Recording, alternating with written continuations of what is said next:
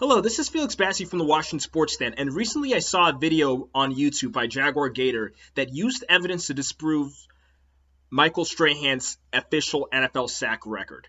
I should, of course, preface this entire video with the fact that I have a great deal of respect and admiration for Jaguar Gator, and I'm an avid follower of his, seeing that we both have a shared and unique passion for sports and the history thereof, down to the smallest and seemingly insignificant details.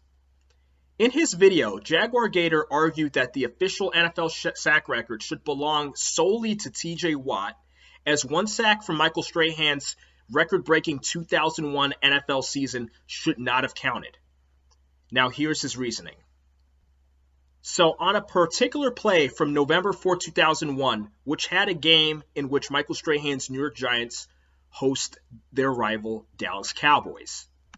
On the play in question, the Cowboys quarterback was stopped behind the line of scrimmage, leading it to officially be ruled as a sack. However, Jaguar Gator mentioned that the official NFL statistician's guide states that for the purpose of counting yardage, ball position is officially ruled to the nearest yard marker from where a play ends. So that's to say that according to the official stat keeper's guide, if a player does not reach a yard marker, but they're closer to that yard marker than the previous one, the statisticians will count all records from where they're closest to. He furthered that argument stating that a referee on that play, based on the camera footage, moved forward, indicating the fact that he wanted to position the ball ahead of where it was originally positioned at the start of the play. However, there are several nuanced factors that should be noted here.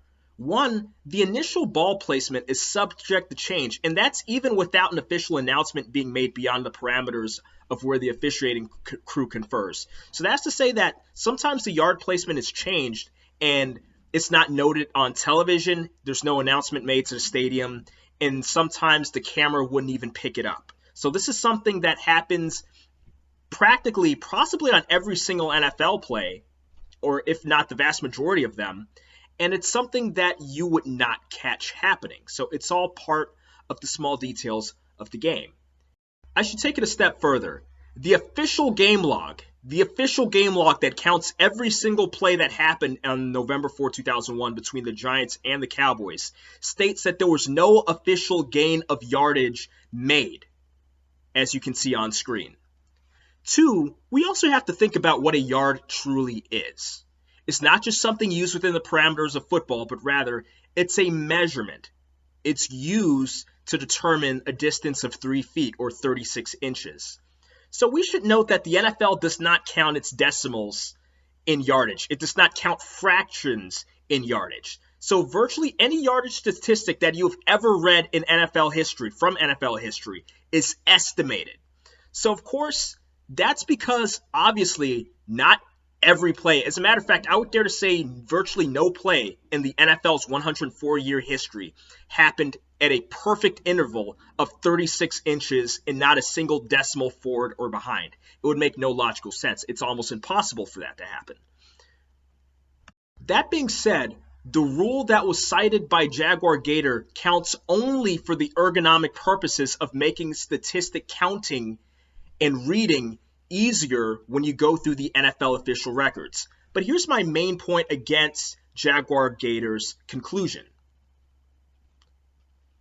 The NFL Statistician's Guide is used to count the stats, to count the exact number of yards, so on and so forth. However, it is not used to count the official in-game rulings. And how can we tell? Well, again, it's stated that the yardage is estimated. That's to say that the ball placement in the NFL Statistician Guide is estimated to the nearest yard. That's to say that if you think that the NFL Statistician's Guide rulings were for use in official in-game rulings, would you think that third and fourth and inches situations would happen? The vast majority of them would not happen, considering the fact that if I'm closer to 1 yard marker than another, the third and inches or fourth and inches situations would not exist. Why? Because you'd automatically just estimate the ball position to be to the nearest yard. Therefore, you cannot take that particular piece of information and extrapolate it for in-game official use. Based on these facts, Michael Strahan rightfully holds the NFL sack record, and Jaguar Gators' claim, despite it being rooted in logic and objectivity, proved to be factually incorrect. I say this not to discredit Jaguar Gator, as I strongly recommend that you subscribe to his channel, especially if you want to have a better understanding of football and the history thereof, or maybe you just want a channel where you can escape the negativity and ignorance that has become par for the course in the modern online climate.